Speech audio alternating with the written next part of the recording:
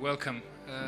It's such an important side event happening, our Red Cross and Red Crescent movement, which we are, after 50 years, hosting in our country, which is another excitement for us. And it has already been a historical week in Antalya with a lot of important resolutions and agreements, discussions taking place in this very nice city of our country.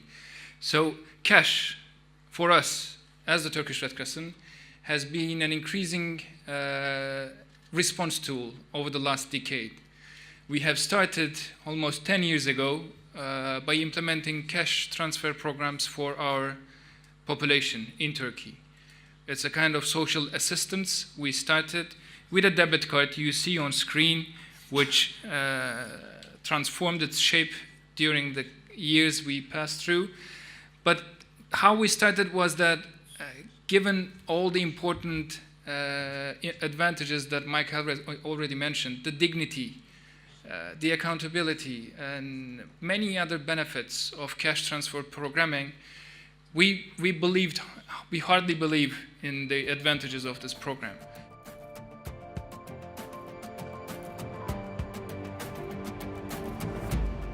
And we're going to talk about the role of cash and its ability to transform the delivery of humanitarian aid and assistance. And in many ways, this opportunity has been around for many years. We've been talking about cash programming for at least 15 to 20 years. But in fact, its time has come. The discussions and resolutions from the World Humanitarian Summit last year talked about the enabling role of cash in humanitarian assistance programming, and more importantly said that we should have to explain why we're not using cash rather than why we are. And many of us who've been around this business for many years are very familiar with those signs of those images of trucks snaking over through roads, endless logistics, complexity. And cash gives us an opportunity to cut through that and really make a difference to people's lives in a much quicker and more empowering way than has been possible before.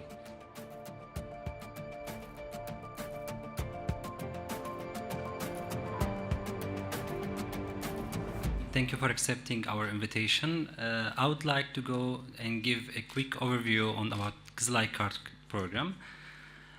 And I'll try not to repeat the very important points with our Deputy DG has mentioned about the partnership. And this is being done through a debit card, through a bank card, smart card. So what we have under the KIZILAYKART program is 4 different programs. One of them is the Emergency Social Safety Net. The second is the conditional cash transfer for education, and the in-camp program through vouchers, and lately through cash assistance, and the off-camp, it was a transitional program and it was closed lately. So the total beneficiaries for KIZILAYKART is 1.5 million beneficiaries in 2017. About the Emergency Social Safety Net, it is being funded by ECHO, and it is a safety net aiming to support the most vulnerable refugees, meeting their basic needs through unconditional, unrestricted cash. So it is an embodiment of the World Humanitarian Summit, Grain Bergain, and it is based on solid partnerships and existing programs built on existing social safety net in Turkey. Halkbank is a second biggest government bank of the Turkey. And we are the participator of this project, and we are very happy to be here. What we did with this product, first of all, most of the Syrian refugees, they are literate. They can't speak, they can't read, they can't write. This is why we designed very simple product for them. When we transfer the file to the bank, we immediately send this file to the Perso Center, and we personalize a card, prepaid card for each refugees.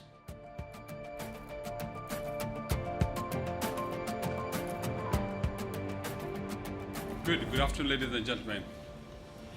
So we'll try to share you with the experience of Kenya, which is quite different from the Turkish one, but at the end of the day, it serves the same purpose. Kenya Red Cross has been doing cash transfer programming over the last 6 years, and as has been said by our Turkish friends, I think after the World Humanitarian Summit last year in Istanbul, there has been the need for scaling up, especially with the view of also localization of aid. And as Kenya Red Cross Society, we say to ourselves that this is the only way for us to go as a futuristic thing, and if we are to stay relevant in this industry and in this business. And as I said, it is a business. So our program is different. It's based on a mobile phone, practically.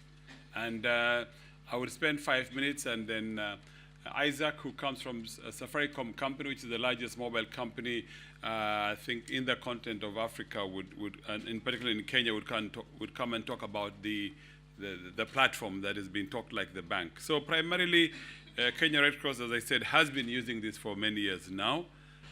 16.6 million, or 70% of those customers, are 30-day active. So when we say 30-day active, is customers who have done a transaction within the current month. So we have more than 70% of the population who have registered for M-Pesa transacting. And we've actually seen quite a number of people who do more than 5 transactions on a daily basis on M-Pesa. We have more than 100,000 agents. And there's a picture that you saw from a bus, maybe I should have put the same here, is that you have agents in very small kiosks. So unlike the bank branches where you have to have CCTVs and safes, here you have somebody who has a shop. And because they can trade with their money from the shop business and convert it to M-Pesa float, then they are able to offer M-Pesa agency services, and they're able to take in cash and give cash to people who are withdrawing.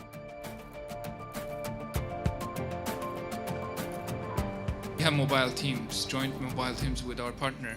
Plus, we have a call center that is available in many languages and at a good capacity, I should say, free.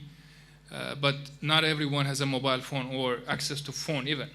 So we have, and we keep increasing the capacity of our outreach teams, because we have elderly people who are alone in some locations, in villages, in areas that we really miss them. We can't see them. So the outreach team we have is how we fill these gaps and how we maximize the outreach and the coverage of our programs. So I'm going to open it up for questions now. Good afternoon. My name is John Anzalone with the American Red Cross. And in our own personal experience, just over the last couple of months at the American Red Cross, where we've had large-scale cash programming for a number of decades, we scaled up for Hurricane Harvey a $220 million cash program in about 3 weeks. It was quite frightening, quite frankly. But the scalability of it still led to this population of the unbanked, even in the United States. And curious what learning you would suggest for national societies when they're thinking about scalability to make sure that that 3%, even though it's small, represented for us a very vulnerable part of our population for our own experience. So for us, John, that 3%, as you rightly say, are the most crucial, most vulnerable, hard to reach areas where there are hardly services, both government services and other services. So for us, it was absolutely necessary that those are the ones we would target. They're the ones who lost their animals during the drought and now even with the rains.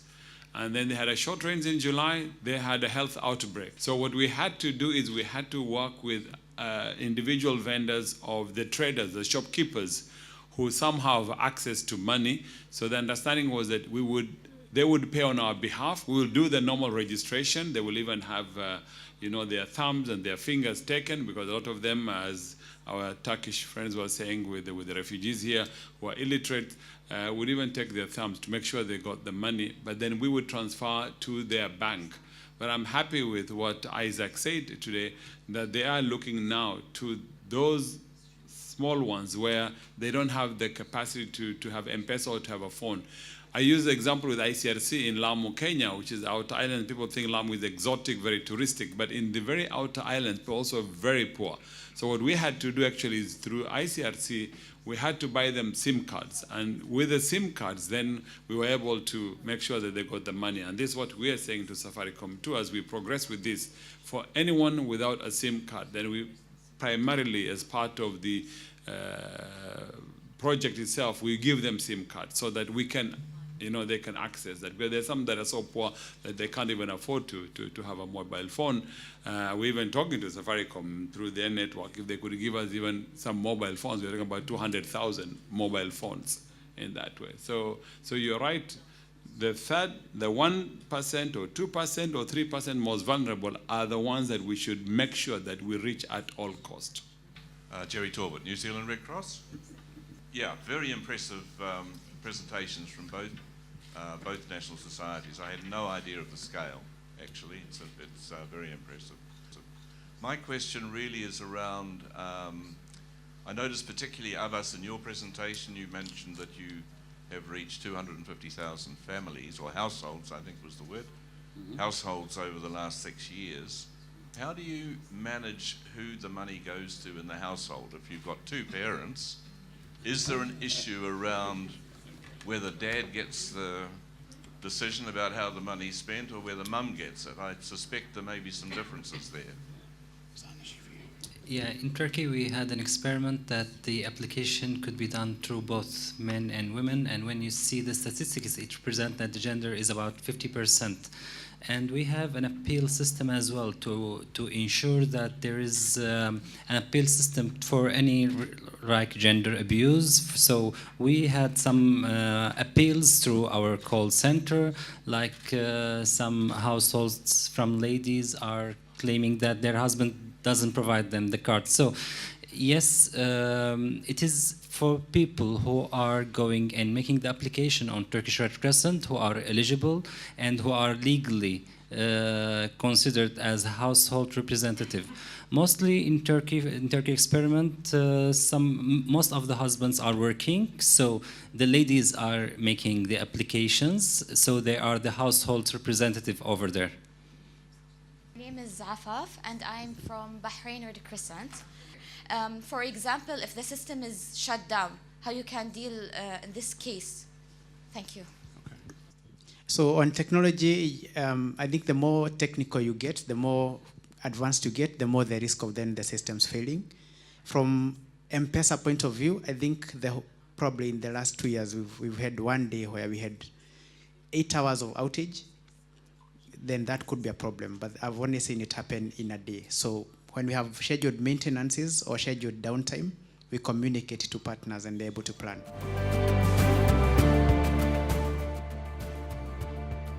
Very happy to be here at this assembly, and I'd like to take this opportunity to thank the President of the Turkish Red Crescent for the hosting of this place, and I believe that this is one of the best assemblies I have seen. I feel very exciting. I really enjoy it, and I learned a lot of things from here, from different culture, from different countries, and from different people. And I hope always it will be successful.